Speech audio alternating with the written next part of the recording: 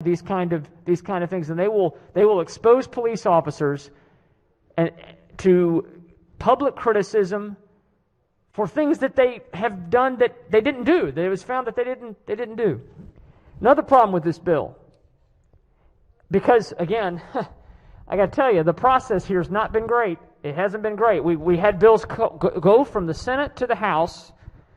I voted for 6 of the 9 bills we sent. Some of my colleagues voted for 7 of the 9 bills we sent over. And what was great about the 9 bills we sent over, even the ones I didn't vote for, was in general, they were single subject or relatively single subject. They dealt with one major issue typically in the bill, or in a couple cases, maybe it was a couple of issues that were in the bill.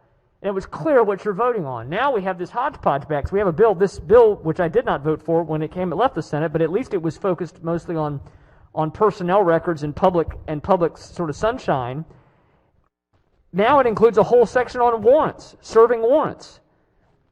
And I was looking through the bill just to remind myself, we've got this strange sort of limit on which hours you can serve a warrant in. I was for reforming no-knock warrants. We sent a bill out that I thought was very balanced and measured. I thought it was a good point that no-knock warrants, that process should be regulation. I thought we did a good job with that when we sent it to the Senate. What's come back is sort of bizarre restrictions on what hours you can serve any kind of warrant. Apparently we have to consider now pets as we're evaluating getting warrants. So we're going after criminals, people who we suspect of crimes, and we have to consider in the warrant whether there's a pet there or not as to whether they get the warrant. We're restricting what sort of tools that can be used when they go into a location.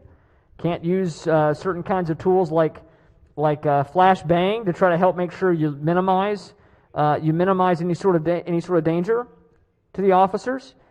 And then my favorite, and by that I mean my least favorite, is you got to knock and wait 20 seconds. It just is so far-reaching. And I talked earlier about for every action there's an equal and opposite reaction. We're getting a reaction to these kind of bills, these kind of laws will have a very negative reaction that will not benefit our constituents. Put aside the police. We've been standing here defending police officers, the lion's share of which I know do a great job and are doing their very best, even if they may make a mistake sometimes, they're doing their very best. Forget about that for a minute. This is going to put our constituents in danger because we're not going to have proactive policing. We will struggle, at least in some communities, I think, we'll struggle to recruit. We're already struggling to recruit enough good officers. Now we're going to be struggling even more. And now when we actually determine, hey, there's somebody doing something wrong, we need a warrant so we can go in and bust that drug dealer or bust that trafficker that we suspect is trafficking people. Now we're going to be like, got to only do it during business hours apparently, basically. And if we knock, we've got to wait 20 seconds. Let them. It's ridiculous. This bill, the governor was absolutely right to veto. It is over the top and far-reaching when it could have been narrowly tailored and crafted. Like so many other things we've said today, the devil's always in the details. All of these issues could have been crafted. They were, I think, crafted generally by our body originally to be precise, to be fair, and now what we've left with is this big mess with these bills. I just want to say one more thing, Mr. President. I do hear the voices of people who feel that for so long they have not gotten fairness and a fair shake from policing. I hear the voice of people, and I hear the voice of my colleagues who share personal stories. And it hurts me because I understand that we all come from some different experiences. It did occur to me, my first ticket when I was a teenager, I got pulled over. An officer pulled behind me and said that I was tailgating him. That was my first ticket. I don't believe I was tailgating him, but I think I angered the officer somehow, and he thought I was, and he pulled back and pulled me over, and he was pretty rude to me, quite frankly. I think we have interactions sometimes with law enforcement that aren't good, and I think there's opportunities where There needs to be more training. There needs to be accountability. What I'm frustrated with by this entire process is I want to have those conversations. And most of my friends and people that I know in law enforcement want to have more of those conversations too. And they want to improve trust. But we've gotten into this situation where we're in our corners. And I think it's unfortunate. I think this bill puts people in a corner. It makes them very defensive to think that their personnel records will be exposed even when they found to have not done something wrong. We would never expose the private personnel records of collectively bargained people in our state government. I can't imagine what the hearing in the Finance Committee would be like if I put a bill in to expose personnel records for people that's serving in state government. Particularly expose their personnel records if they had complaints that were unfounded. So, Mr. President, with that, I'll just say I'm voting obviously to support the governor's veto. I wish we could have paused. I wish the body would sustain this veto and let us try again.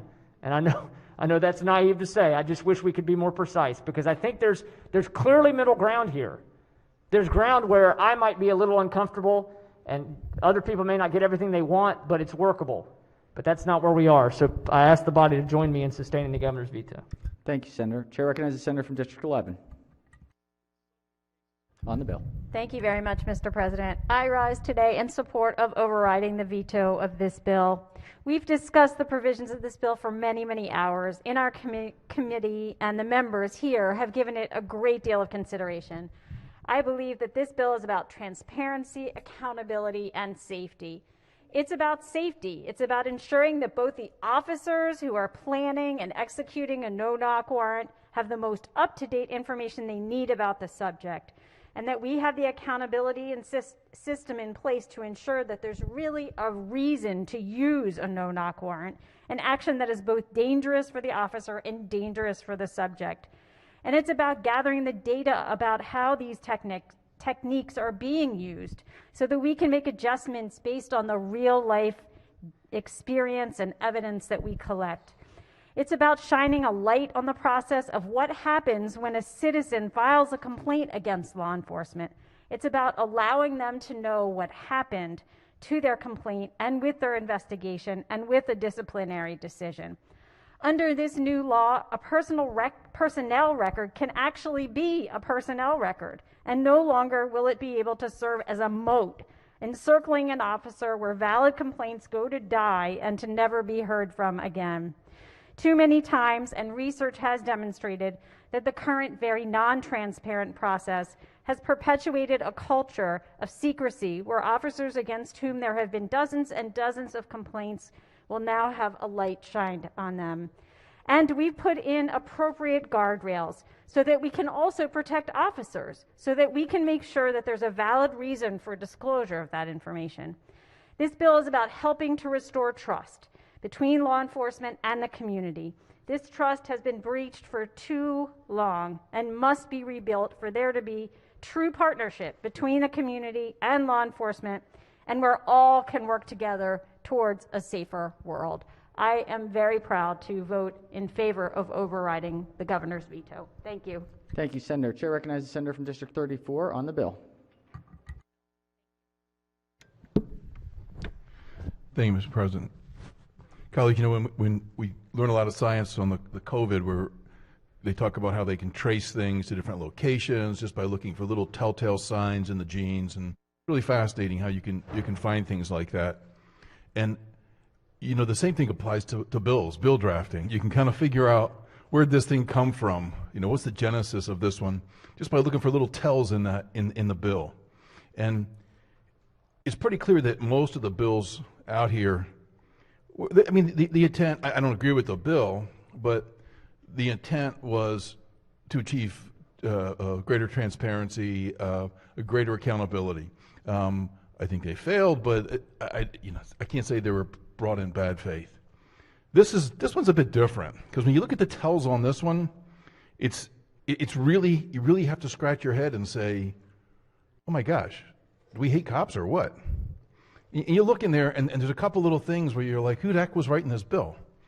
So, like in this bill, the provision that says when the neutral detached magistrate is weighing whether or not to grant a no-knock warrant, where one of the factors that the House added in, which we rejected, was weigh the risk to the pet versus the risk to the cop. I'm sorry, that's just anti-policeman. That there's no putting any lipstick on that pig. And then to limit the warrant between any warrant between 8 a.m. and 7 p.m. That just says, let's give the bad guys a fighting chance. Come on, let's just give the bad guys. Some of our cops are getting a little too good here, so let's even the playing field out. Let's give the bad guys sort of a piece, a refuge, a period of refuge where they can just kind of sleep. We want bad guys to get their rest and sleep. We don't want them to be on guard too long.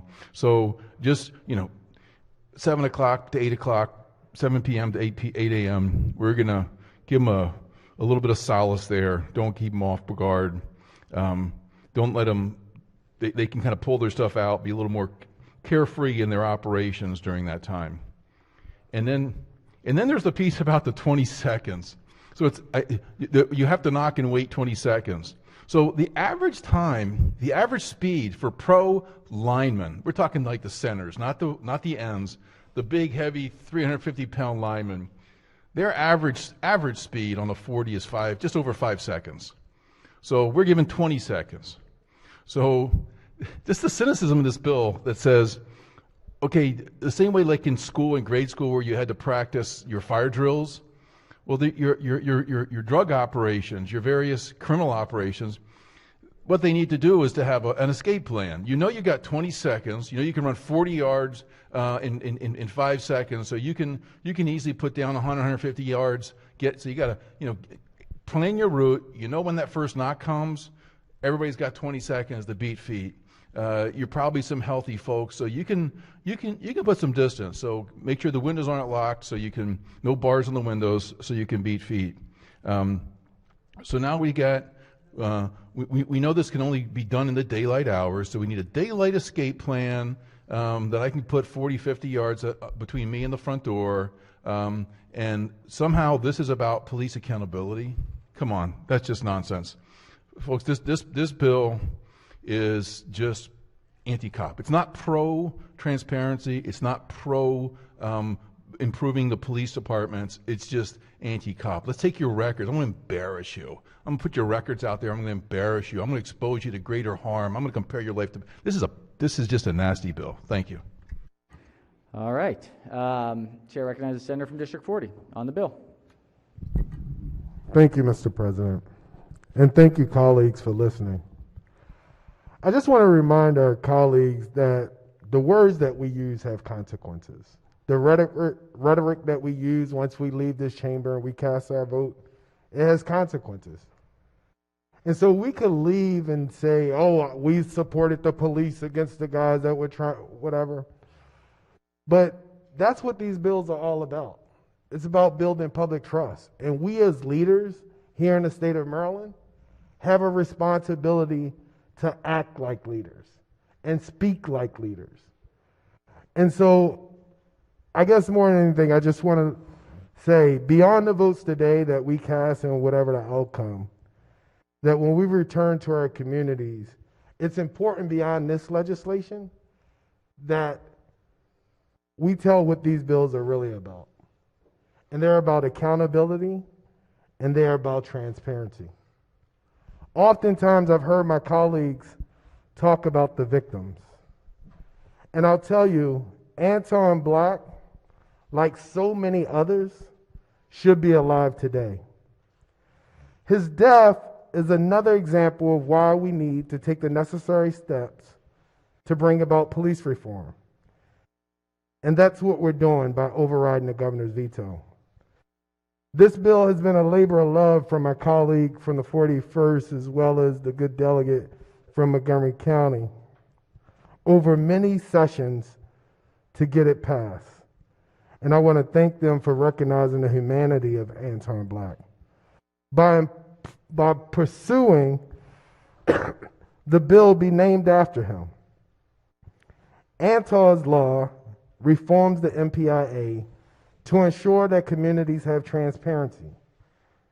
Transparency that my city needed when a gun trace task force was established. and transparency that is critical to accountability.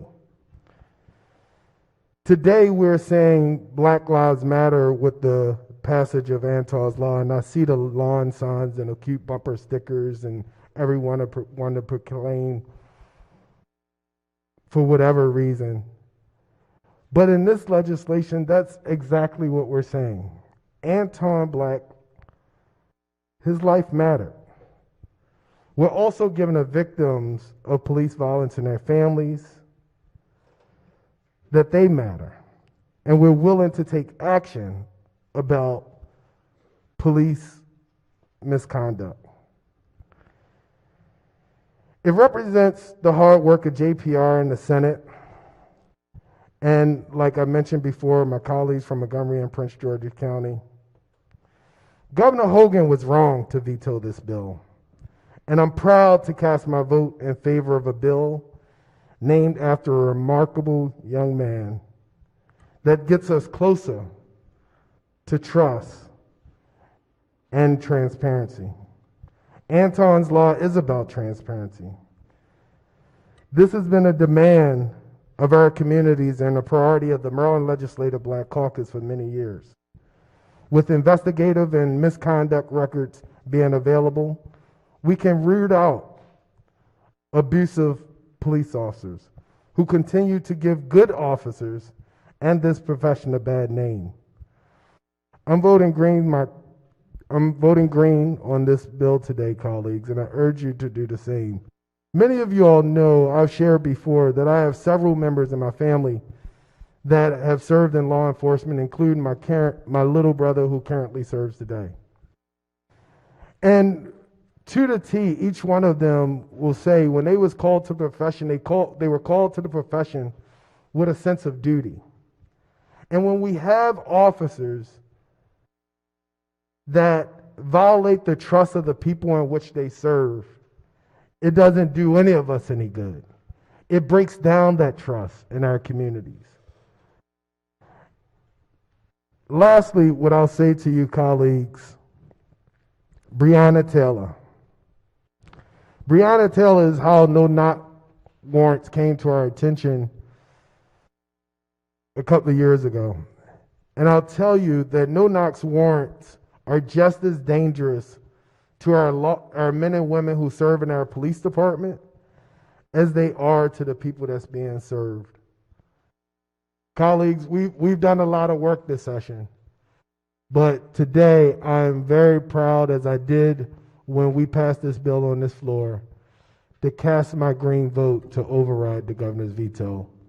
And I ask you, I beg you to please do the same. Thank you so much, Mr. President. Thank you, Senator. All right, I think our final one on the list here, we've got the sponsor of the bill, on the bill. Chair recognizes the sponsor of the bill. Thank you, Mr. President, and thank you, colleagues. Thank you for initially voting to pass this law, and in so doing, and in overriding this veto, this misguided veto. We're standing on the right side of history, but more importantly, we're standing with the majority of Marylanders, 87% in polling that said they wanted greater transparency and accountability in law enforcement. We're standing with thousands of Marylanders and their families such as Anton Black, and over 500 that have met with fatal encounters with law enforcement over the last 2 decades. Beyond that, we're standing with all of the people that have filed complaints and been unable to find out those results. According to a report of the Commission to Restore Trust in Policing, over a 5-year period in one agency, the Baltimore Police Department, of 1,382 complaints of excessive force filed, only 31 were sustained. Among those complaints were complaints against members of the Gun Trace Task Force. We know that officers like Wayne Jenkins and Matt and Herschel not only had complaint after complaint, in one case over 40 complaints, in another case over 60 complaints, go unsustained, but they were actually promoted within that agency, all the while wreaking havoc on members of the public.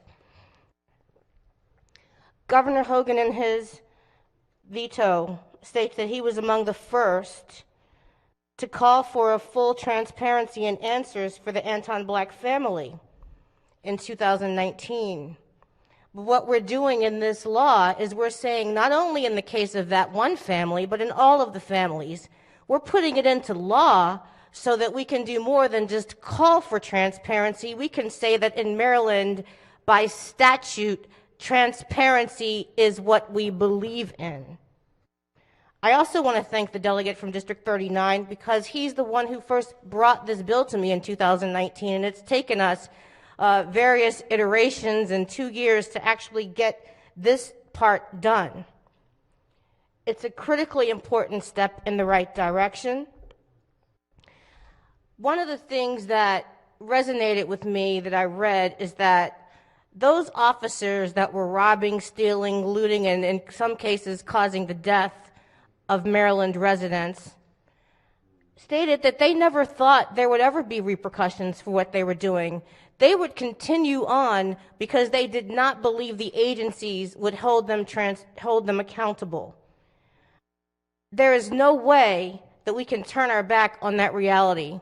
There is no way that as responsible public servants, we don't understand it's our obligation and duty to the people of Maryland to allow them to have a look into allegations against police that are there to serve them. And finally, the governor states in his letter that this legislation would erode officers' relationships with residents of most vulnerable communities and deter witness participation in prosecution of violent crimes. But let me tell you from experience and knowledge what erodes relationships between police and the residents they serve. It is when members of communities file complaints against police, nothing is done, and those same police come back knowing and police those areas and those same residents knowing they have filed a complaint and are then able to exact retaliation for the complaint with full knowledge that there'll be no transparency, there'll be no public disclosure, and there'll be no repercussions. So for all of these reasons, with great pride and enthusiasm, I urge us to override the governor's veto in Senate Bill 178, Anton's Law. Thank you. Thank you, Senator. All right, the question before the body: shall the bill pass notwithstanding the objections of the chief executive? A green vote will be to override the veto of the chief executive. A red vote will be to sustain. If there's no further discussion, the clerk will call the roll. Mr. President, Has everyone recorded their vote? Anyone wish to change their vote, explain their vote? If not, the clerk will take the call. With 30 votes in the affirmative, the chief executive's veto is overridden. All right, we've got, let's do, message. Clerk, read the message. by the Majority Leader, ladies and gentlemen of the House of Delegates, the Senate today, notwithstanding the objections of the Governor, voted to override the veto on Senate Bill 178. Said bill is sent to you for your consideration by order Nicole M. Alexander, Secretary of the Senate. All right, the message having been read is ordered adopted. We have Senate bills that were amended in the House that are going to need some conference committees. So let's start with calendar 40. We've got two bills, and let's set those up quickly. Clerk will read the bill, the first bill.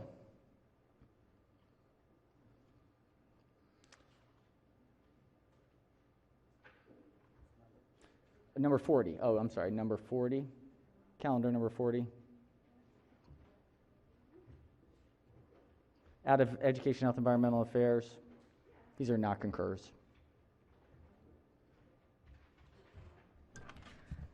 Senate Bill 69, Senator Hester, Cybersecurity, Coordination and Operations, Establishment and Reporting, EHE.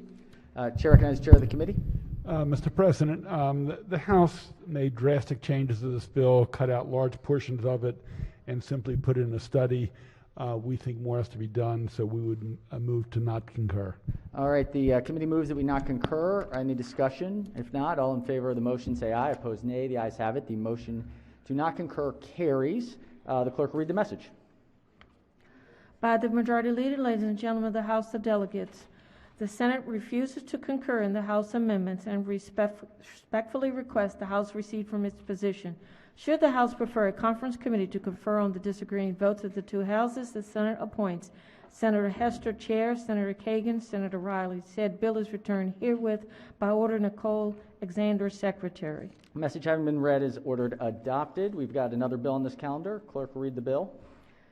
Senate Bill 649, Senator Griffith, Procurement, MBE Program Compliance, Review and Oversight, EHE. Chair recognizes the chair of the committee on the non-concurrence.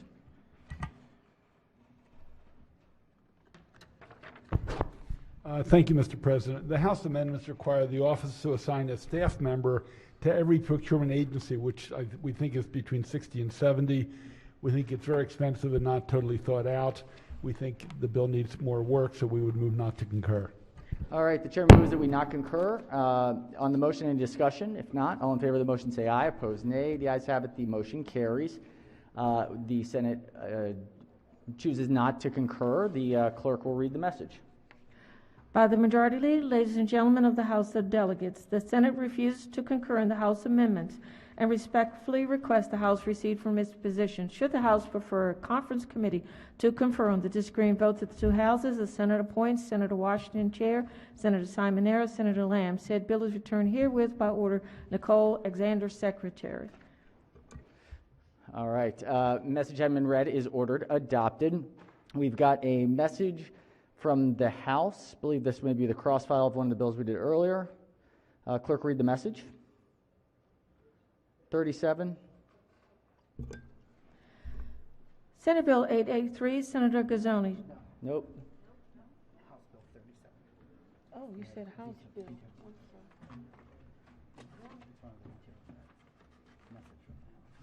Here it is. House Bill 35. 37.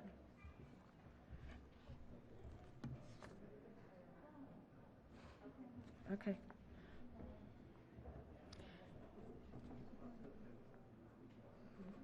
All right. Ladies and gentlemen of the Senate, the House of Delegates has voted to override the governor's veto of House Bill 37. Said bill is sent to you for your consideration by order Sylvia Seeger, Chief Clerk. All right, message from the House is having been read is ordered journalized. The clerk will read the bill.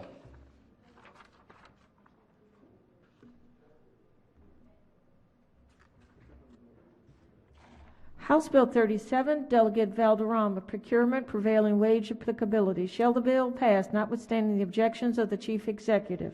All right, Senators, this is the cross-file of the bill that we already handled earlier. The question before the Senate on House Bill 37 is, shall the bill pass, notwithstanding the objections of the Chief Executive? A green vote will be to override the Chief Executive's veto. A red vote will be to sustain. Any discussion? If not, the clerk will call the roll. Mr. President, Has everyone recorded their vote? Anyone wish to change their vote, explain their vote? If not, the clerk will take the call.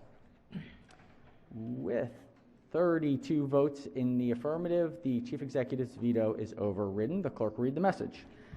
by the majority leader, ladies and gentlemen of the House of Delegates, the House of Senate has voted to override the governor's veto of House Bill 37. Said bill is returned to the House herewith, having been enacted under Article 2, Section 17, the Constitution of Maryland, by order Nicole M. Alexander, Secretary of the Senate. All right, message having been read is ordered adopted. We've got one more message from the House on another override. This is 670. The clerk will read the message.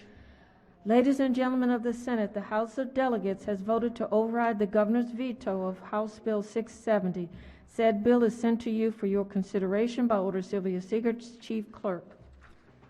All right, message having been read is ordered journalized. The clerk will read the bill.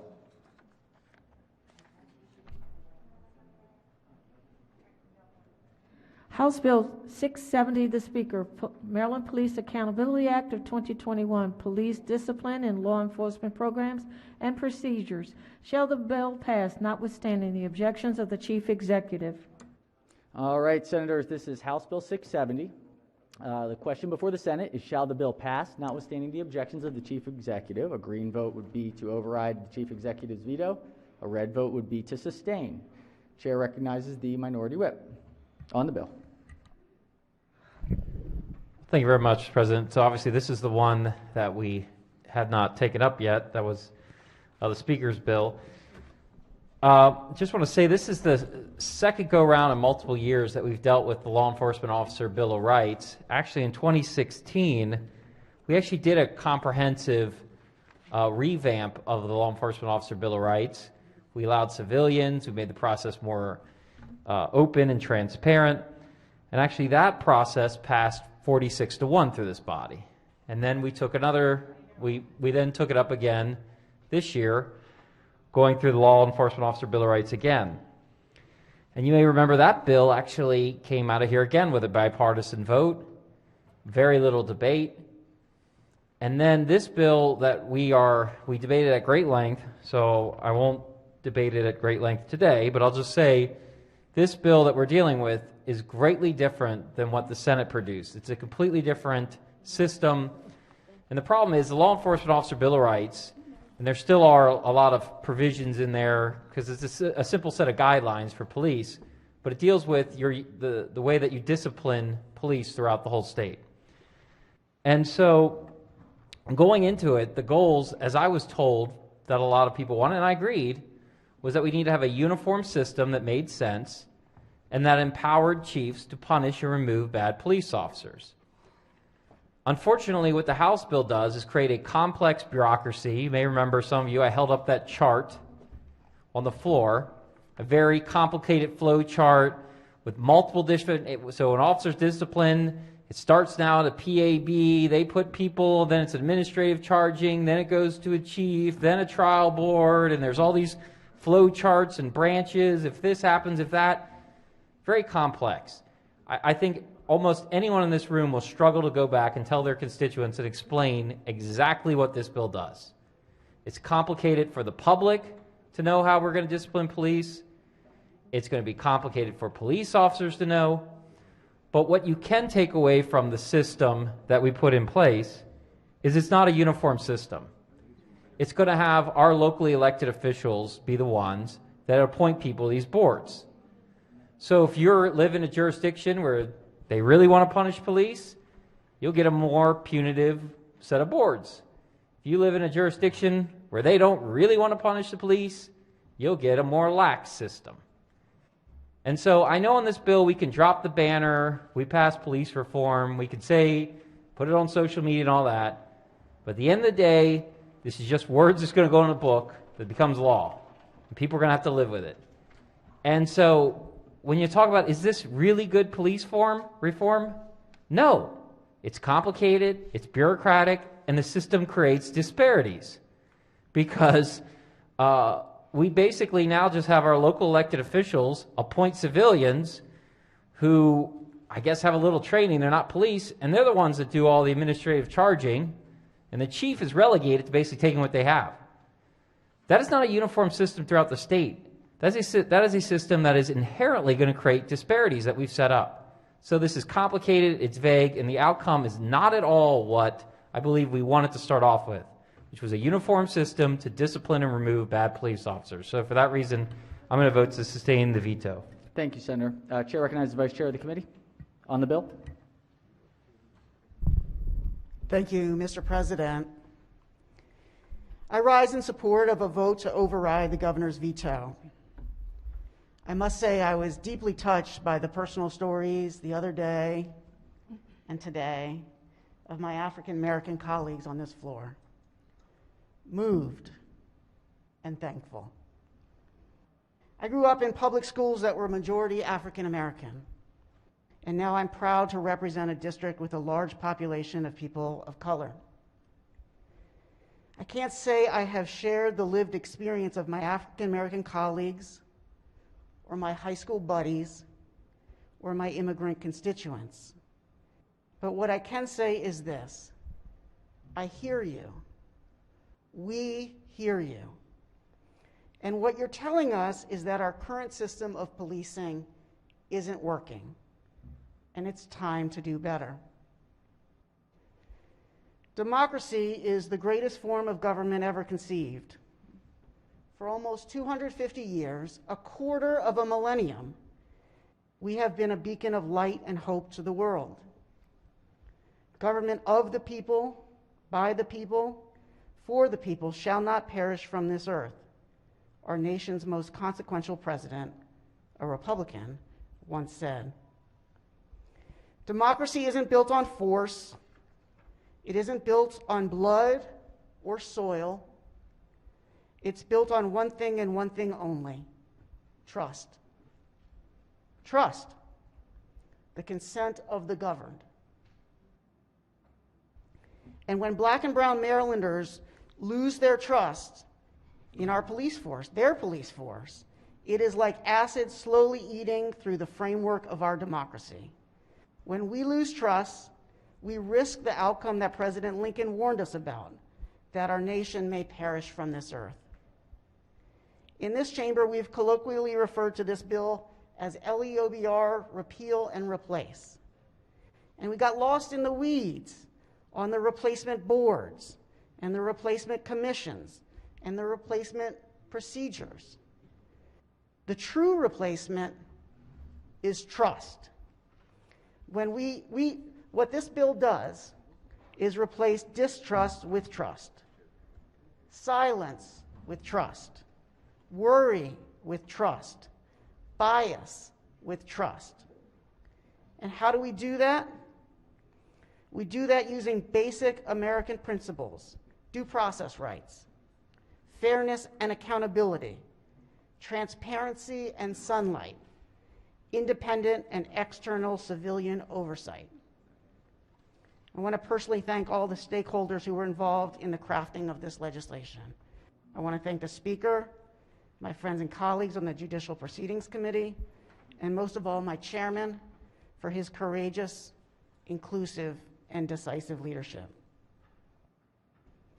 In the end, this isn't a Democratic or Republican bill. It's not an anti-police or a pro-police bill. It's a trust restoration bill. It is, at heart, a deeply American bill. I will be proud to again put up a green vote. Thank you, Senator. Chair recognizes the Senator from District 34.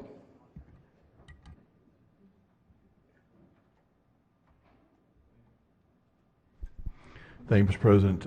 I hate to follow up such a fine speech from the Vice Chairman of the committee. It's very well written. Unfortunately, this bill is a mess. It just doesn't deserve such a nice, well-written speech. This is one aspect of police reform that I jumped on early. I agreed. I looked, the advocate showed me the problem, and I looked hard. There was a problem. There was a real problem. Repeat offenders weren't getting disciplined. They were sitting in the system. It was just, the system was broke. And so, talked to people and did a lot of research on this one. I didn't disagree that the system was broke. And what I found out was that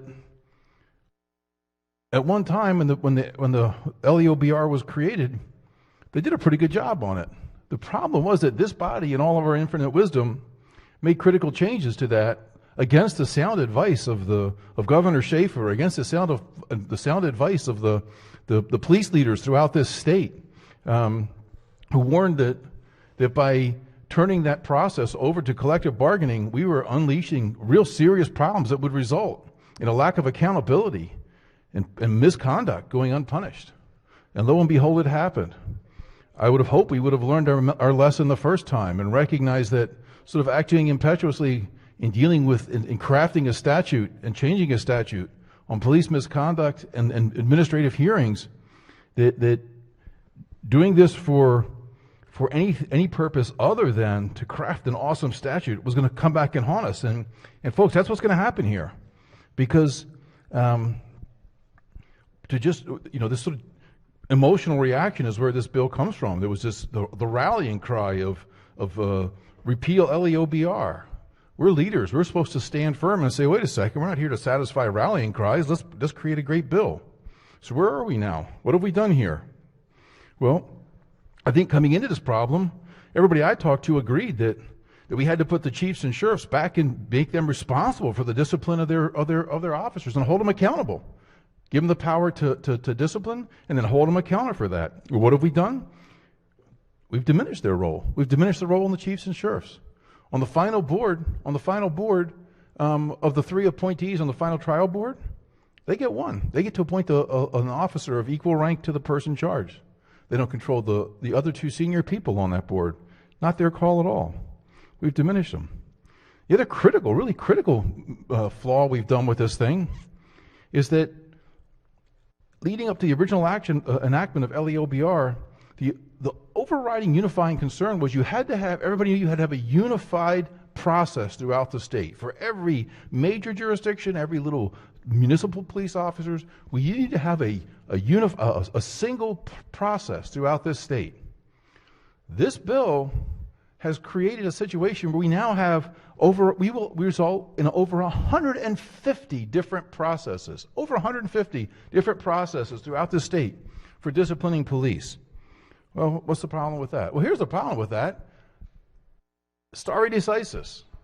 That's that's stare decisis. That's how our courts of law work, where we say, hey, if the Court of Appeals ruled on an issue in Montgomery County, the same issue in Harford County, it's the same ruling. You got to apply that. You have to abide by what they said on that one. And so that applied. When LEOBR first came out, it was heavily litigated. A lot of disputes about what do these terms mean. But what helped was that, if an officer took it up to the Court of Appeals in Montgomery County, when you applied the same piece of the law in Worcester County, you didn't need to go to the Court of Appeals because they had already decided that. Well, now there is no stare decisis. Every single sentence of every single policy that's going to be established by every single one of those 24 major jurisdictions and 157 minor jurisdictions, every one of them is going to be subject to whole new courts of appeals battles. So we'll have to litigate every law enforcement officer disciplinary matter can be litigated for years and years as they go through the system. It just boggles the mind to think that we would have just punted that out like that. So the two things that we should have, the guiding principles you should have adhered to on this thing was uniform process and putting the chiefs back where they belonged. We violated both of those. And we didn't even discuss that. That was just a throwaway. Hey, well, let's just throw this out. Nobody ever, in the whole deliberations, there was not even a coherent attempt to look at what are we doing to the chiefs and sheriffs and what are we doing to the uniform process here. It's just crazy. This is critical. I think it's over 20,000 law enforcement people throughout this state, and this is the process by which they're going to be held accountable, and it should be this awesome, nice, uniform bill. We got this. This is a mess. It really is. And it's a shame because we had people on both sides of the aisle coming in on this one saying, yeah, we got to change this. Let's work together. But for some reason, we just decided to punt, and we punted when it came to all the critical metrics we should have done, the key objectives. And I think that's a real shame. So I'll be voting to sustain the governor's very wise veto of this thing. Thank you. Thank you, Senator. Chair recognizes Senator from District 28 on the bill. Yeah. Thank you, Mr. President. Colleagues, I rise to urge a green vote to override the governor's veto of HB 670, and also to say I rise not to insult the previous speaker, but an unprepared, rambling speech. But I rise to say my experience of being an immigrant carried to this country by my parents. Still the greatest country in the world. And every day I thank God that my parents made that move to immigrate and take their family to the great United States of America. This is a great country, but not a perfect country. I've had great experiences in the military and terrible experiences in the military, some I cannot speak of today. I have great experiences in encounters with police officers and terrible experiences in encounters with police officers. So many people say they're great police officers. We have two colleagues in this body who are retired police officers who I respect tremendously, colleagues from District 27 and 29. This bill, HB 670, titled Maryland Police Accountability Act of 2021. Accountability is in the title. Every profession is accountable and must be accountable to the people that we serve. Every profession have rules. Every profession desires to continue to be respected by the members of the public that they and we serve. This body has a lot of rules. We receive annual ethical training on the rules that we have to live by. And if we do not obey those rules as elected officials, there's a man or a woman with handcuffs to make us accountable.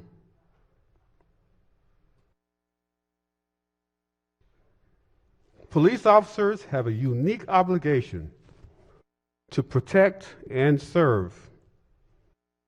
I mentioned earlier they're great police officers I've encountered.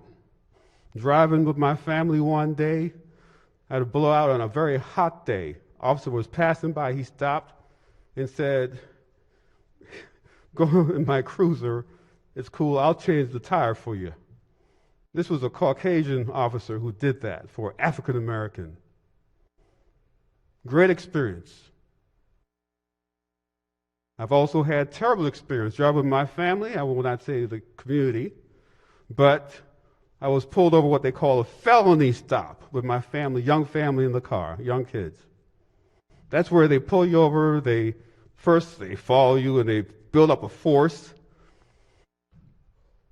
Maybe there were 10, 15 officers converge on me, then put the lights on, loudspeakers say, "Pull over."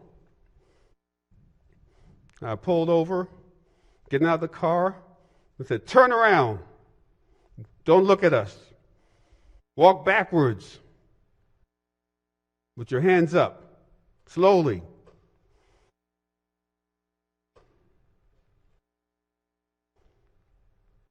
I obeyed, did not question. As a military member, I've trained to follow orders, and I follow those orders precisely. That's why I'm here today standing. I walked backwards. They grabbed me, put me in handcuffs. And then I said, "What the blank are you doing? I'm an Air Force officer." "Oh, you are?" "Yeah, my ID's in my wallet." They took my wallet out, looked at it, instantly took the handcuffs off, apologized. That was in 2009. My family, my son and daughter, which many of you have met, were in the car. Traumatized. My son was so traumatized by that experience, he still remembers it. He's a graduate student at Harvard University now, mathematician. He applied for a National Science Foundation fellowship this year, and he wrote up that experience, which is prompting him to do his dissertation analysis of the effects of police encounters on minority communities. And he's quantifying it mathematically. He wrote up that grant request to the National Science Foundation, And I must say, happy to say, he received that grant from the National Science Foundation. And the reviewers read it and say, your experiences in life are still affecting you, but you've decided to use it in a positive way to change society. And we are using HB, House Bill 670, in a positive way to change Maryland and the community that we are in now. These are positive changes. Thousands of hours of work from the delegates, from our senators over the summer, in their own time, during off-season, outside the 90-day process. Well thought out, well debated. We were here till 1 o'clock one night in this body debating this bill. Excellent piece of legislation that will help Marylanders feel more protected and everyone to be served by public servants who are police officers. They are not masters. They're not judge, jury, and executioners. And why should we put up with any citizens being executed on the side of the street by a police officer, like what happened in Minnesota, and the officer's on trial now? Unacceptable. We need accountability. This bill will give us that accountability. And I stand proudly to defend this bill and ask for override of this veto. Thank you, Mr. President. Thank you, Senator. Chair recognizes the Minority Leader.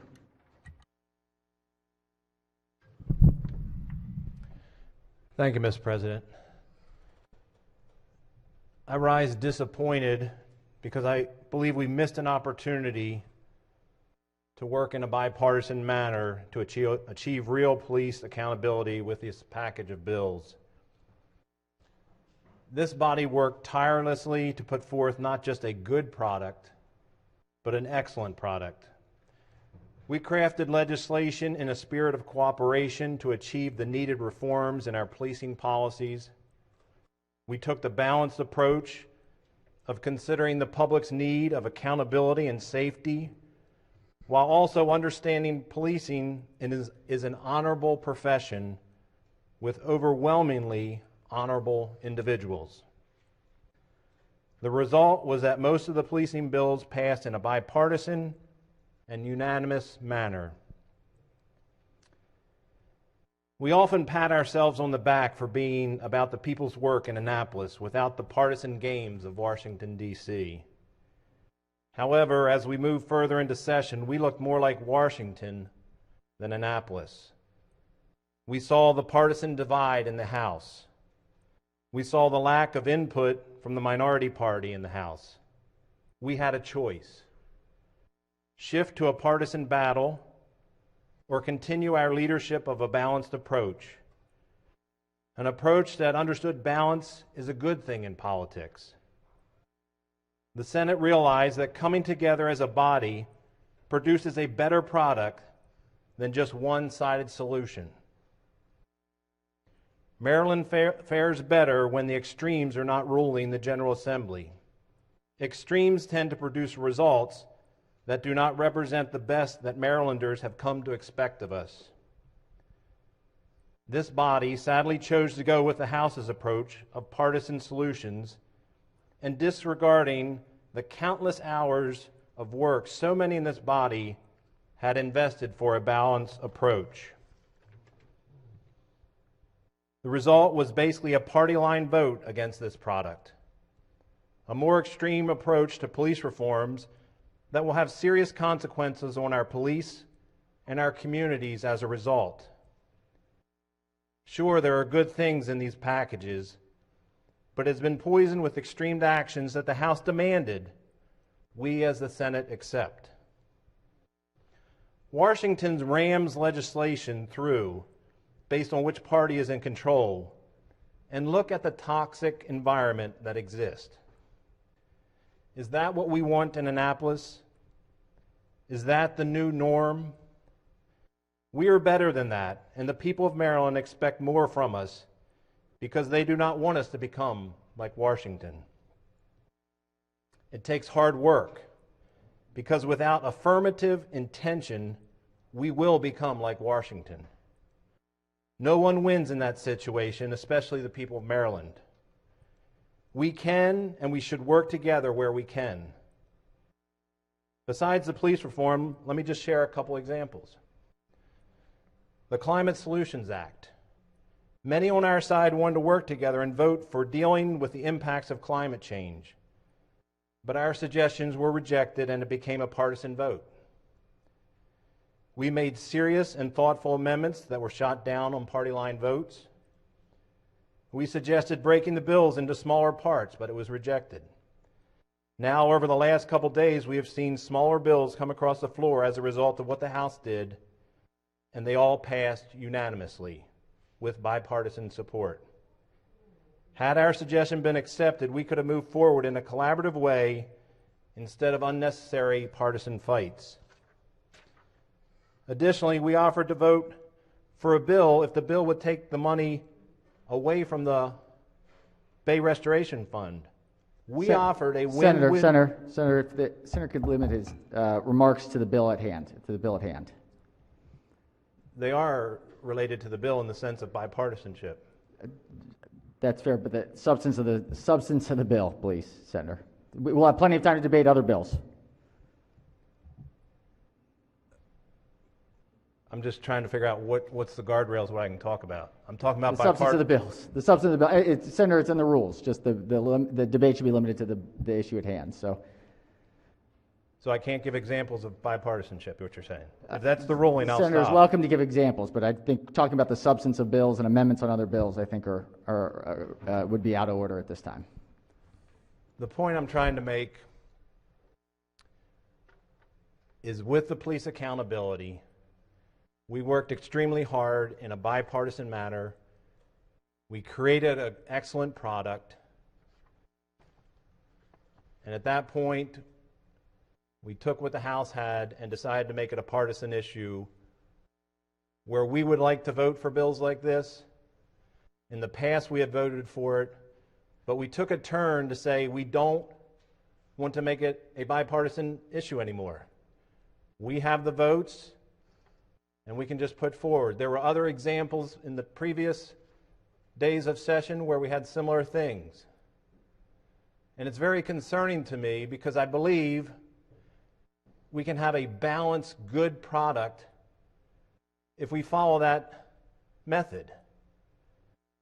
We in the minority understand that we don't have all the votes to get something passed, but we believe we have good ideas that can be incorporated and make a product better. Unfortunately, we took a different path with that.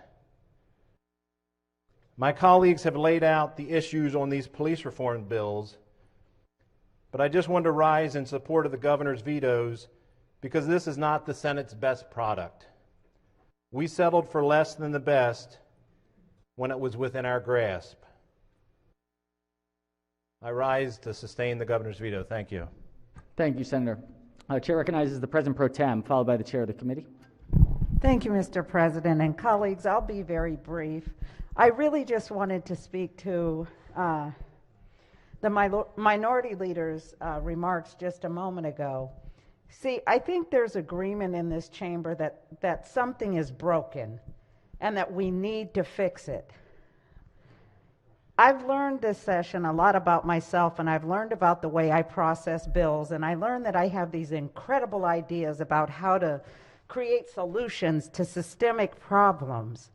And I put those ideas together, and I work with bill drafters and colleagues, and I put forth my best proposal. And then I talk to other people, and I learn that maybe the way that I was thinking about the solution is not the only way to think about it. Maybe there are other strategies to resolve the challenges. Well, these issues are even more complicated because you're right, they are emotional. But people have not just been working based on emotion. They have been taking strategic approaches to address the challenges that our state and country have been facing. What I really wanted to speak to is the gentleman implied that the solutions are partisan that have been chosen. And I just wanted to set the record straight and say that throughout this process, I've learned that not all people from any party, any race, any gender see solutions the same way. and I did not want that to go unchecked. You see, I've worked with other people who are in the same party as I'm in, and we might have different ideas about how to resolve challenges. We may take different approaches, even if we want to land in the same place. So this body has put together a product that has been vetoed, and I am proud to stand today to ask my colleagues to join me in overriding this veto that is not based on my best ideas, maybe not based on the person sitting next to me's ideas about how things should be done, but a consensus piece of legislation that we all might like one piece or another. But this is the piece that is before us. This is a difficult, challenging subject, and there probably was not going to be a piece of legislation that a single member of this body would love every piece of, and I don't assume that is based on the party that we chose to register for. Thank you, Mr. President. Thank you, Senator. All right, I think we have Chair recognizes Senator from District 5. Thank you, Mr. President. Just very quickly, speaking kind of on this little discussion that's developed here the last couple minutes, I hope what people may be watching and our colleagues that are listening here on the floor, this is a situation, we're going to have debates in the last couple days here, and we've had debates on this floor this session where we really don't want to get to the same place. We really have a difference of opinion. Sometimes, candidly, on issues like taxes, we may end up where some of us feel we just really should almost never raise taxes, and other people think it's okay. Hard to figure out how to get to the same place there. This issue of police reform, though, our frustration is that we all acknowledged there were some things that needed to be done, and yes, there was never going to be a piece of legislation that we all would agree with everything altogether. But we actually had done it right because we had 9 bills, and in many cases we could look at each issue and say, okay, that's the way to handle that issue. 80-90% I agree with voting for it. There were some that I still voted against, I had some problems with, but generally you had a package. And what we're trying to say is, this is the package of the Senate, this is the Senate's work before us, but this bill really is not the Senate's work before us. We made amendments, sent this back, and then drastic changes made. Some of the things in this bill were made very much at the last minute, were not things that have even really come out much in the hearings or the long months of meetings. So what we're trying to say is we could get to a place where our frustration is this is a case where we all want to get to the same place. We want trust in policing. We want accountability. But we also want safe communities. We want accountability for what's happening on the streets as well. So I just wanted to speak to say this is not your typical, it's not, partisan fight, but it seems like it got that way. When it didn't have to be. It didn't have to be. We had a lot of agreement, and now we're leaving here divided on this issue. Marylanders should make no mistake that we all have been committed to common sense reforms of things in policing, but at the same time, our side is trying to say the pendulum is going too far to where now we're going to be hurting police. That is our view. That is what we are trying to espouse. We think the language of these bills takes it too far the other direction to where we're going to be harming our police and harming public safety. That's our big concern, and I will be voting to sustain the governor's veto. Thank you, Senator. I believe our final speaker here on the bill is the chair of the committee. Thank you, Mr. President, and thank you, Madam President Pro Tem, for your remarks. In the midst of the Civil War, President Lincoln delivered a message to Congress in an attempt to frame an unprecedented moment in our history and to assure our nation that our national experiment would prevail. He wrote that the dogmas of the quiet past are inadequate to the stormy present. The occasion is piled high with difficulty, and we must rise with the occasion. As our case is new, so we must think anew, and we must act anew. We must disenthrall ourselves, and then we shall save our country. Mr. President, I've talked a lot about our national convulsions, from civil rights and expanded access to the aspirations of the American dream. Slavery, the Civil War, Reconstruction, the lost cause, civil rights movement, and the moment that we find ourselves in now. And while I've been impressed by the quality of debate over the reform package, I found the remarks from the senator from District 26 to have been amongst the most profound. and I'll tell you why. Now, with all respect, Senator, you're of a certain age to have experienced firsthand some of our country's most tragic and unfortunate events. And so when you and other members of your generation get up on the floor, I listen, and I listen carefully. Because you are our gateway to the lessons learned from the past, and perhaps most importantly, you know we can rise to meet this moment. By repealing and replacing the LEOBR with a more transparent process with significant civilian oversight, we will inch closer to meeting this moment. Civilian oversight, local accountability, transparency, and trust. House Bill 670 brings all of these elements together and will put us on a path toward restoring trust between law enforcement and the communities to serve. Mr. President, I look forward to casting my vote to override the veto, and I thank you for helping us to meet this moment. I thank the Speaker for placing police reform at the center of our agenda here in the General Assembly. I thank the Senator from Baltimore City for her decades of tireless work on this issue that have far too often been ignored.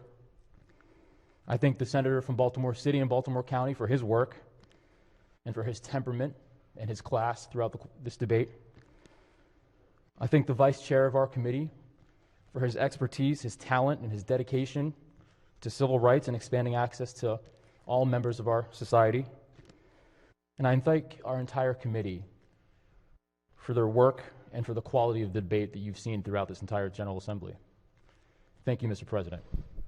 Thank you, Senator. Well said. All right, question before the body is, shall the bill pass notwithstanding the objections of the Chief Executive? A green vote will be to override the Chief Executive's veto. A red vote will be to sustain. Without any further discussion, the clerk will call the roll. Mr. President, Has everyone recorded their vote? Anyone wish to change their vote? Explain their vote? Mr. President? Yes, Chair recognizes the Senator from District 6 has 2 minutes to explain his vote. Yes, just real quickly. I'm not going to take 2 minutes. I remember as a child, and I've said this one time, one of 9. My mother, my father, I honor them. As I do today, I honor my father. As a child, we had police where we lived, and we got to know them. Why? I had 4 other brothers. Were they perfect? No. Did they cause trouble in our community? At times. Did we have police officers come to our house at times when we were little troublemakers? Yes, we did. But we respected them. That was back in the 70s. Now we are here today. And what we're trying to do, not just in the state of Maryland, but in our nation, we're trying to do reform. Which reform makes sense. We need to do things better. Why? Because at times we have dropped the ball. At times we have had bad actors that have not been responsible, that have done things that they shouldn't have because of people that are not the same color. And that is just wrong. Because respect comes from God. And respect to each other, as we do in this floor, and we have a lot of respect for each other. And I've seen that, and you've seen that. And I think we've come a long way. But I think we still need to progress. And I think we're getting there. And Mr. President, I'm here to tell you, I don't vote for this bill. No, I don't, and I don't say that gladly. I think we still need to progress and do well and do better, and I think we can. But I think with this bill, I don't think it makes the right steps. I don't think it goes down the right path in everything that it is. And I think, and I know as the Senate, Mr. President, as you said many times, I know we can do so much better. Thank you, Mr. President. Thank you, Senator. Chair recognizes the Senator from Prince George's. Has 2 minutes to explain her vote. Thank you, Mr. President. You know, I have 13 nieces and nephews. 13 nieces and nephews who have all gone to college and they're doing well. The youngest of the 13 decided to go to Salisbury University. And reluctantly, we brought him a Galant, a little sports car. My nephew went to Salisbury. Wonderful friends. Every week, the police was stopping him. They had police dogs. They made him sit by the curb They went in the trunk of his car, and it was the same officers that were doing it. Delegate Rudy Kane and I worked tirelessly with the police department, with the president of the University of Salisbury, to try to get a sense of what the problem was. Never been in an ounce of trouble, graduated from North Hagerstown High School, captain of his basketball team, doing wonderful. But they would not stop harassing my nephew. So we made a decision. I said, listen, let's go over here and get this baby child and get him out of there before all of us go to jail. And we did not have time to be going to jail. Brought him on back out of Salisbury. He went to Hood College, became the captain of his basketball team in high school, at the Hood College. He is now a trainer for NBA, doing exceptionally well with a degree in social work. Senator, what am I saying? Senator. They will not stop harassing our children. Senator. That's why this bill, I'm sorry. Senator, that's why this bill is so important. Thank you very much. Thank you, Senator. Thank you. Thank you, Mr. Sorry to cut you off there. It's under the rules. This stuff, but I won't. All right. Any further senators wish to explain their votes? If not, the chair, in explaining his vote, just wants to thank this body. This is without a doubt, in my 11 years in the legislature, including the last efforts around police reform, there is no doubt that the package of bills that we have before us is the hardest and most challenging and emotional and difficult and transformative series of bills around an institution that is the bedrock and tip of the spear of the social contract. This is fundamentally, if we don't get this right, nothing else matters. And I am very proud of the work that we will be putting forward. It's why I will be supporting all of these bills. But this starts the work, because this is the product of years and decades and centuries of challenges, and it is fundamentally us as who we are. And what we are doing today is taking a step forward to creating greater public safety where every single member of our community feels safe. We're not there, but with this framework, we can get there. With that, the clerk will take the call. With 31 votes in the affirmative, the governor's veto is overridden. Clerk, read the message. By the majority leader, ladies and gentlemen of the House of Delegates, the Senate of Maryland has voted to override the governor's veto of House Bill 670. Maryland, by order Nicole M. Alexander, Secretary.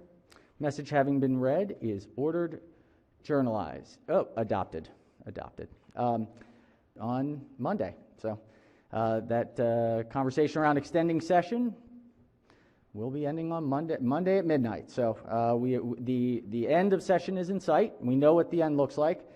Now we got a lot of work to do to get there. We're going to do a couple more hours here. We've got a lot of second readers, and we can leave some of the third readers, stuff that's amended we're going to try and get to, but we're going to do the best we can today. Move our Senate bills. I know there are going to be probably members going in and out. Please just, especially as we're going through the second readers, feel free to use the facilities or grab food in the back, but we are going to kind of try to push through as much as we can today. So we'll see where we are. We'll do a check-in probably around 5:30 and see, but we'll be as efficient as we can possibly be. So let's go ahead and jump into second readers.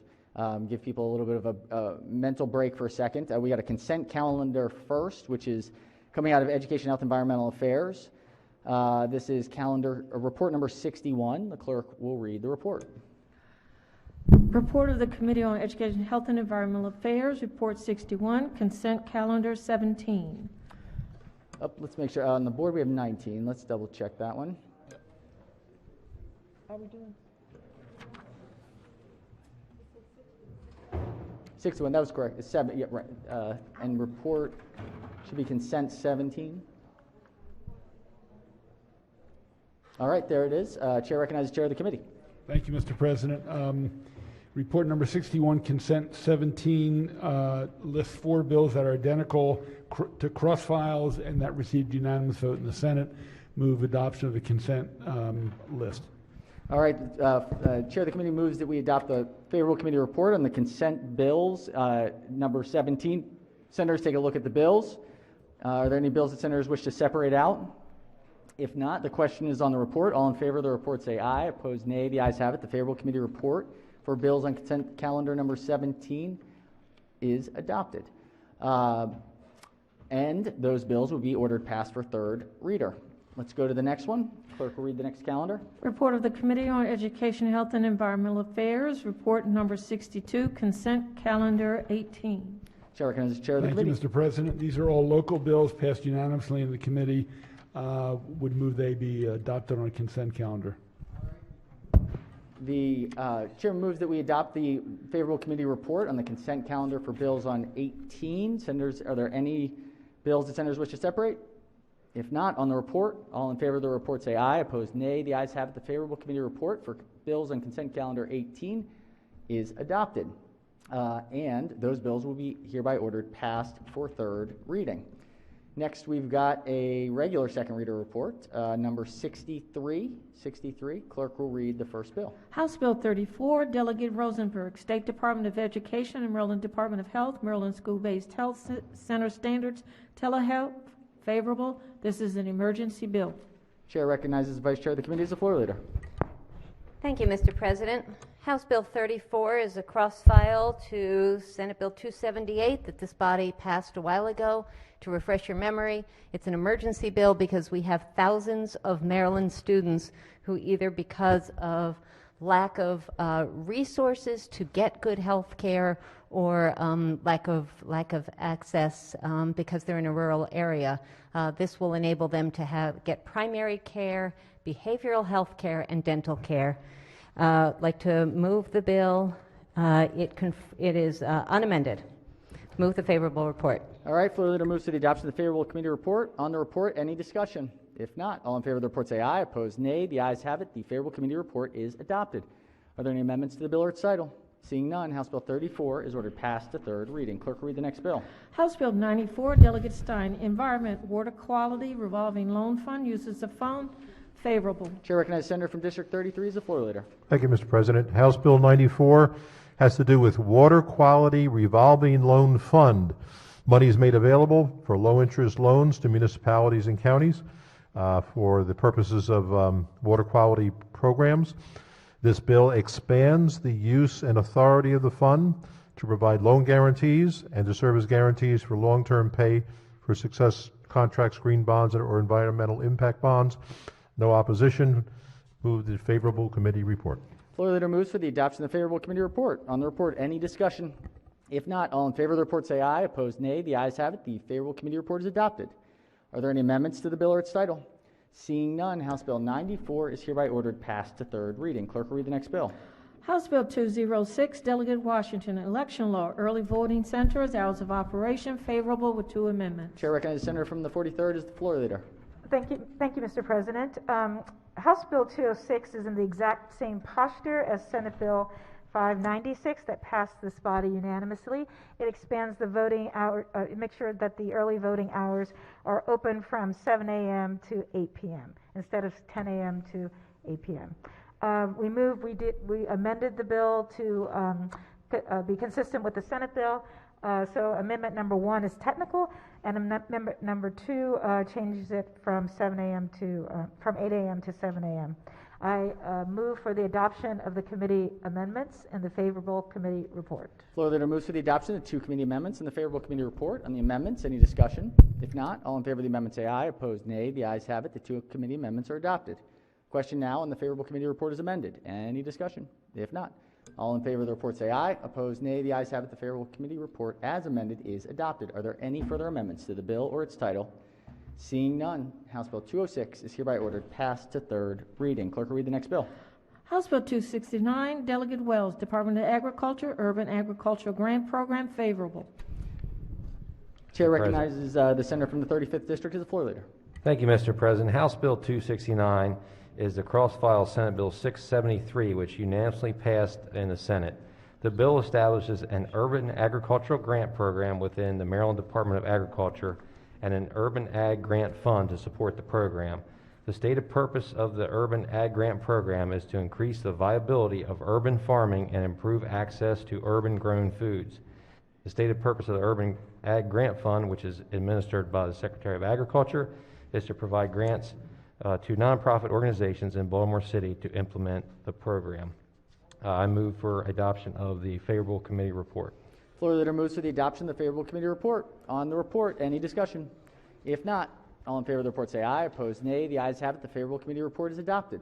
Are there any amendments to the bill or its title? 0269/294838/01. All right, just one moment. Senator May explain the amendment. Thank you. This is technical or corrective amendments to keep the House and Senate bills identical. I move for adoption of the amendment. Thank you. All right, floor leader moves for the adoption of the amendment. Technical amendment. Any objections to the senator's amendment? Without objection, the amendment is adopted. Are there any further amendments to the bill or its title? Seeing none, House Bill 269 is hereby ordered passed for third reading. Clerk, read the next bill. House Bill 369, Delegate Rosenberg, Election Law, Foreign Manufacture of Election Systems, Notification and Termination of Contract, favorable with 2 amendments. Chair recognizes the Vice Chair of the committee as the floor leader. Thank you, Mr. President. Colleagues, this is a pretty important election bill, and you have not heard about it before. There was no cross-file. During last year's elections, there were a number of people who asked questions about foreign influence in our elections. Are they rigging the votes? Are they messing with our machines? Are they changing the outcomes? So this bill indicates that if there is any foreign component, any manufacturing involvement, that we get to know about it and that there's going to be a report on it. If during a contract there is a material change and a foreign country or interest is involved, the State Board of Elections, the administrator, would have the right to terminate a contract in order to make sure that there is no foreign national who has the ability to control, influence, or direct the manufacturing of an election system. The bill does take effect right away. There are June 1st, so the earliest possible. There are 2 amendments. The first one is technical, but the second one is important, and you probably heard from your local county officials. For 20 years, we've had uncodified language as to what's paid for by the State Board of Elections and what's paid for by our local boards of elections. This language, the Second Amendment, merely codifies that as to who pays for what, so as not to have any surprises and unfunded mandates on our local governments. So this passed the House unanimously, it passed our committee unanimously, and I move the favorable report with the 2 amendments, Mr. President. Floor leader moves for the adoption of the 2 committee amendments and the favorable committee report. On the amendments, any discussion? If not, all in favor of the amendment say aye. Opposed, nay. The ayes have it. The 2 committee amendments are adopted. Question now on the favorable committee report is amended. Any discussion? If not, all in favor of the report say aye. Opposed, nay. The ayes have it. The favorable committee report as amended is adopted.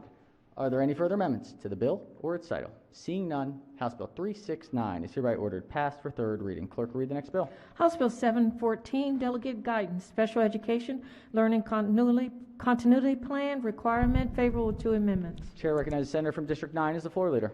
Thank you, Mr. President. Colleagues, House Bill 714 is identical to Senate Bill 300, which passed unanimously. It requires an individual education program to include a learning continuity plan to be implemented during emergency conditions. There are 2 committee amendments. The first is technical, and the second strikes the requirement for the consideration of various risks when developing a learning continuity plan and makes a terminology change. I urge the adoption of the amendments and the favorable committee report. Floor leader moves for the adoption of the 2 committee amendments and the favorable committee report. On the amendments, any discussion? If not, all in favor of the amendment say aye. Opposed, nay. The ayes have it. The 2 committee amendments are adopted. Question now on the favorable committee report as amended. Any discussion?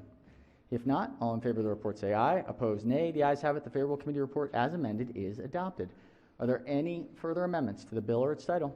Seeing none, House Bill 714 is hereby ordered passed for third reading. Clerk will read the next bill. House Bill 1069, Delegate Stewart, Water Supply, Private Well Safety Program, favorable with 3 amendments. Chair recognizes the Senator from District 9 as the floor leader. Thank you, Mr. President. Colleagues, this is a very important common sense bill. The Maryland Department of the Environment enforces the Federal Safe Drinking Water Act, but this is only for public water. Private well owners are responsible for their own testing of safe water. So House Bill 1069 requires that the owner of a residential rental property that is served by a private water supply to provide for water quality testing at least every 3 years and disclose the results to current and prospective tenants. When a water quality test reveals that a private water supply is contaminated, the owner must notify the Maryland Department of the Environment and the local health department. There are 3 committee amendments. The first is technical.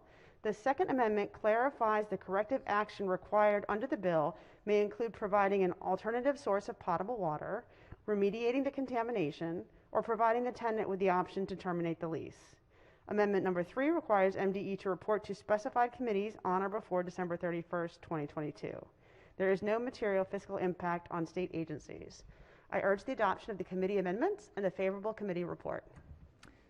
Floor leader moves for the adoption of the 3 committee amendments and the favorable committee report. On the amendments, any discussion? If not, all in favor of the amendment say aye. Opposed, nay. The ayes have it. The 3 committee amendments are adopted. Are there any, question now is on the favorable committee report as amended. Any discussion?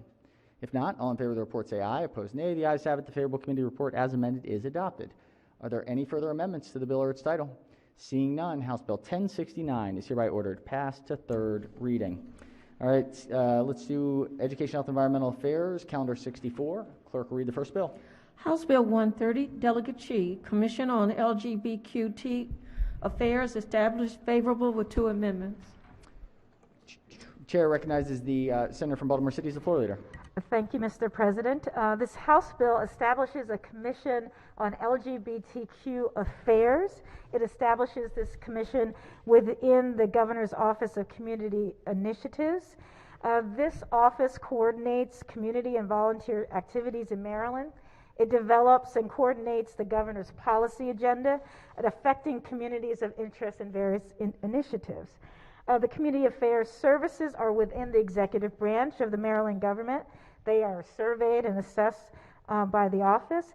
And its role, again, of this office, and therefore this commission, is to encourage greater involvement and participation by community organizations and the constituent groups in the formulation and implementation of public policy.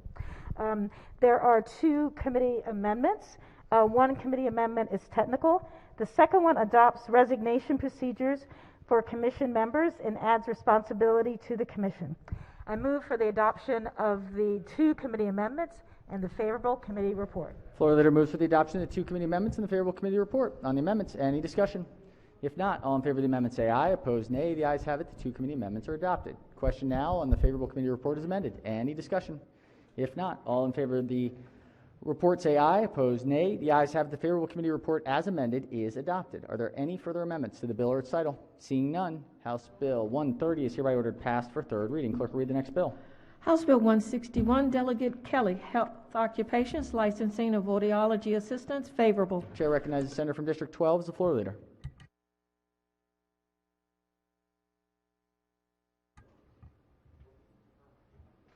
Senator from Howard and Baltimore counties. 161, Audiology Assistants. Could I special order this to the end of the calendar? Without objection, so ordered. Clerk will read the next bill. House Bill 288, Delegate Charles, Audiology and Speech Language Pathology Interstate Compact, favorable. Chair recognizes the Vice Chair of the committee as the floor leader. Thank you, Mr. President. House Bill 288 is identical to Senate Bill 183, which passed this chamber. It simply allows Maryland to join a compact, interstate compact, does the criteria for doing that, and one of those is that 9 other area states have to join. There were no amendments. Move the favorable report. Floor leader moves to the adoption of the favorable committee report. On the report, any discussion? If not, all in favor of the report say aye. Opposed, nay. The ayes have it. The favorable committee report is adopted. Are there any amendments to the bill or its title? Seeing none, House Bill 288 is hereby ordered passed for 3rd reading. Clerk will read the next bill. House Bill 299, Delegate Carr, State Board of Physicians, Genetic Counselors, Licensing, favorable with 1 amendment. Chair recognizes the Senator from District 12 as the floor leader. Thank you, Mr. President. House Bill 299 allows for the creation of licensure of genetic counselors. It is identical to Senate Bill 34 that passed earlier this session. There is 1 committee amendment. It makes a technical change and conforms the House bill to the Senate cross-file. Move the adoption of the committee amendment and the favorable committee report. Floor leader moves to the adoption of the one committee amendment and the favorable committee report on the amendment. Any discussion? If not, all in favor of the amendment say aye. Opposed, nay. The ayes have it. The one committee amendment is adopted. Question now on the favorable committee report as amended. Any discussion? If not, all in favor of the report say aye. Opposed, nay. The ayes have it. The favorable committee report as amended is adopted. Are there any further amendments to the bill or its title? Seeing none, House Bill 299 is hereby ordered passed for third reading. Clerk will read the next bill. House Bill 429, Delegate Shetty, pharmacist, required notification and authorized substitution, lower cost drug or device project.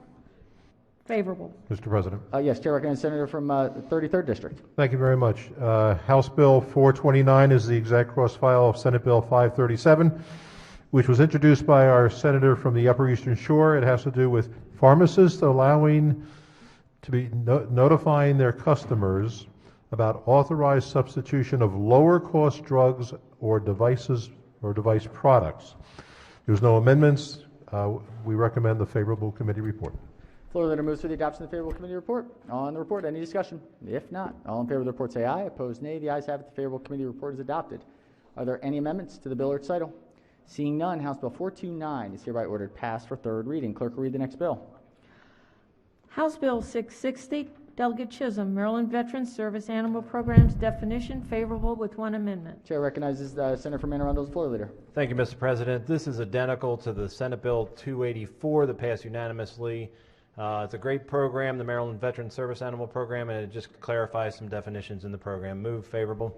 It also has one amendment to conform it to the Senate bill, and I move it favorable. All right, floor leader moves for the adoption of the one amendment and the favorable committee report on the amendment. Any discussion? If not, all in favor of the amendment say aye. Opposed, nay. The ayes have it. The one committee amendment is adopted. Question now on the favorable committee report is amended. Any discussion? If not, all in favor of the report say aye. Opposed, nay. The ayes have it. The favorable committee report as amended is adopted. Are there any further amendments to the bill or its title? Seeing none, House Bill 660 is hereby ordered passed for third reading. Clerk, read the next bill. House Bill 758, Delegate Bagnall, Maryland Licensure of Certified Midwives Act, favorable with one amendment. Chair recognizes the senator from District 12 as the floor leader. Thank you, Mr. President. House Bill 758 creates a new licensure route for licensed certified midwives by the Board of Nursing. This is identical to Senate Bill 684, which passed this body earlier. There is one committee amendment that makes a technical change to conform the House bill to the Senate crossfile. Move the adoption of the committee amendment and the favorable committee report. Floor leader moves for the adoption of the one committee amendment and the favorable committee report on the amendment. Any discussion? If not, all in favor of the amendment say aye. Opposed, nay. The ayes have it. The one committee amendment is adopted. Question now on the favorable committee report as amended. Any discussion? If not, all in favor of the report say aye. Opposed, nay. The ayes have it. The favorable committee report as amended is adopted. Are there any further amendments to the bill or its title? Seeing none, House Bill 758 is hereby ordered passed for third reading. Clerk will read the next bill. House Bill 1039, Delegate Kelly, Health Occupation State Board of Massage Therapy Examiners, revisions, favorable with two amendments.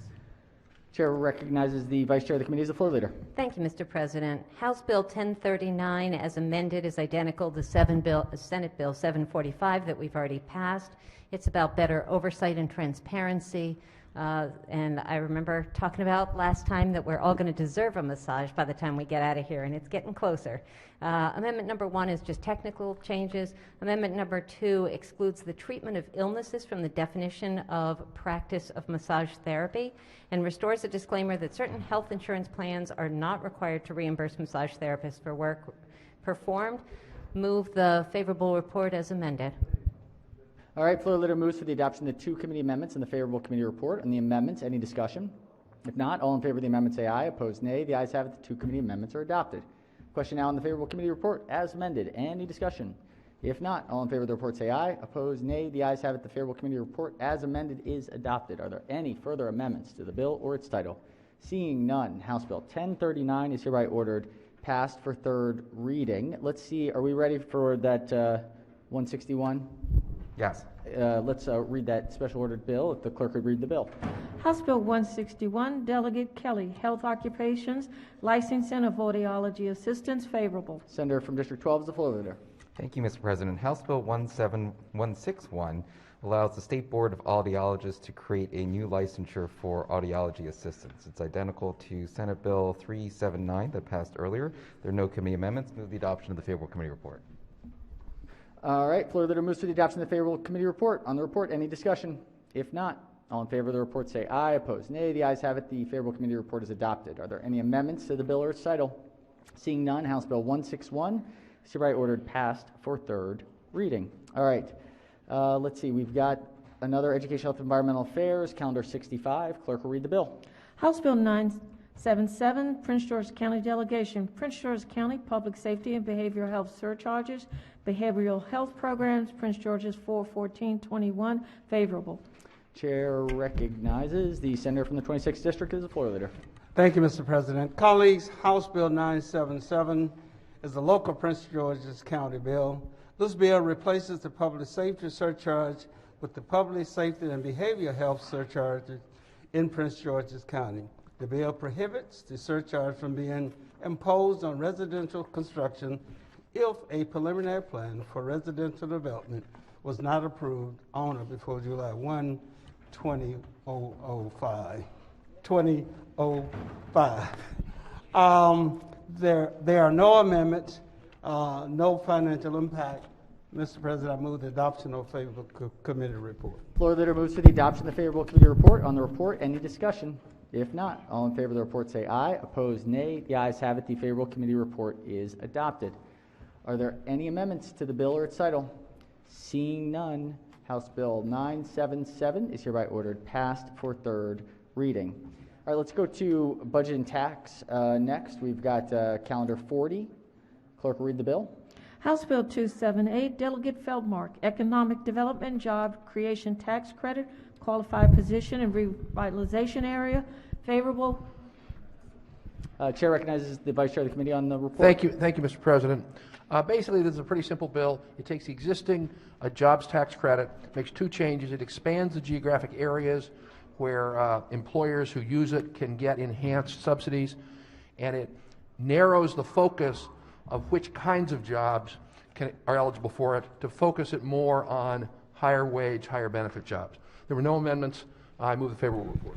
Floor leader moves for the adoption of the favorable committee report. On the report, any discussion? If not, all in favor of the report say aye. Opposed, nay. The ayes have it. The favorable committee report is adopted. Are there any amendments to the bill or its title? Seeing none, House Bill 278 is hereby ordered passed for third reading. Another one for budget and tax. Calendar 41, clerk will read the bill. House Bill 1374, Delegate B. Barnes, prior authorization of state debt alterations, favorable. Chair recognizes the Chair of the Capital Committee as the floor leader. Thank you, Mr. President. This is our annual prior authorization bill.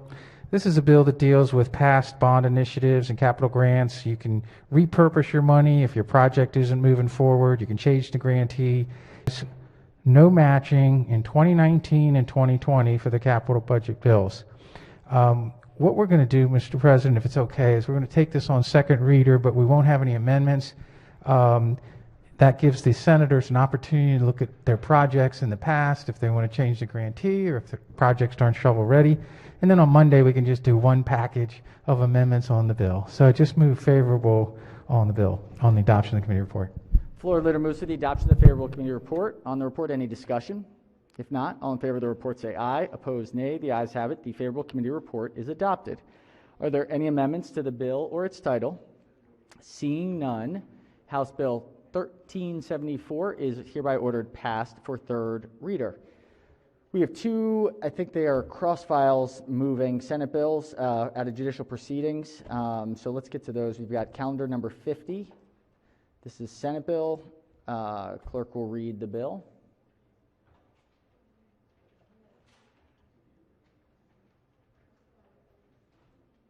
Thank you very much, Mr. President. This bill is actually in the same... Senator, hold on one moment. We got to read the bill first. Sorry. Sorry. Senate Bill 154, Senator Heddleman, landlord and tenant eviction action, right to counsel, favorable with 3 amendments. Chair recognizes the sponsor of the bill as the floor leader. Thank you very much, Mr. President. This bill, as amended, requires a landlord to provide a written notice of the intent to file for eviction for failure to pay rent 10 days before the landlord may file the complaint in district court. It also establishes the right to legal representation for individuals who meet specified qualifications in eviction proceedings. And to facilitate this right, the bill establishes the Access to Counsel in Evictions program administered by the Maryland Legal Services Corporation to organize and direct the services and resources. The bill establishes the Access to Counsel in Eviction Task Force and Access to Counsel and Eviction Special Fund to be administered by the Maryland Legal Services Corporation to provide funding to organizations that they pass through for the purpose of representation. The access to legal representation established by the bill will be phased in over a time established by MLSC with the goal towards full implementation before October 1, 2025. There are 3 committee amendments, and these amendments conform the Senate bill to the House bill that we discussed yesterday. Amendment number 1 is technical. Amendment number 2 specifies that MLSC, not the Office of the Attorney General, should manage the Access to Counsel and Evictions program. It strikes the reference to right to counsel and replaces the term with access to counsel. It provides that a covered individual has access to counsel under the bill for judicial and administrative proceedings to evict or terminate the housing subsidy of the tenant. It specifies that MLSC shall provide documents in English and other languages as they determine appropriate. It alters the membership of the Access to Counsel Evictions Task Force, and it specifies that access to legal representation under the bill is subject to the availability of funding. The third amendment requires a landlord to provide a residential tenant written notice of the landlord's intent to file a claim in district court for failure to pay rent if the tenant doesn't cure within 10 days after the written notice is provided to the tenant. It requires the landlord to specify in the complaint for repossession for failure to pay the date the landlord provided the notice to the tenant and authorizes the tenant to challenge the landlord's assertion. It requires the judiciary to develop and publish a notice of intent to file a complaint for summary ejected form. I move for the adoption of the amendments and the favorable adoption of the committee report. All right, further moves to the adoption of the 3 committee amendments and the favorable committee report. Senator, is this the exact one, the same one as that was on third reader or second reader the other day? Yes, House it bill? is. Okay. Chair recognizes the senator from District 5 on the amendments. Thank you, Mr. President. I wanted to just be sure I understand what this bill is doing. So this bill, it does create a right to counsel for all evictions, like anybody being evicted, or they have to meet certain criteria, correct? They have to meet certain income eligibility requirements, so it is focused on indigent tenants, and it's for breach of lease, tenant holding over, failure to pay. I'm trying to see on the floor system here, is this one of those ones where we don't have a reprint? So we don't need to look at the amendment? I apologize. Mr. President, with that.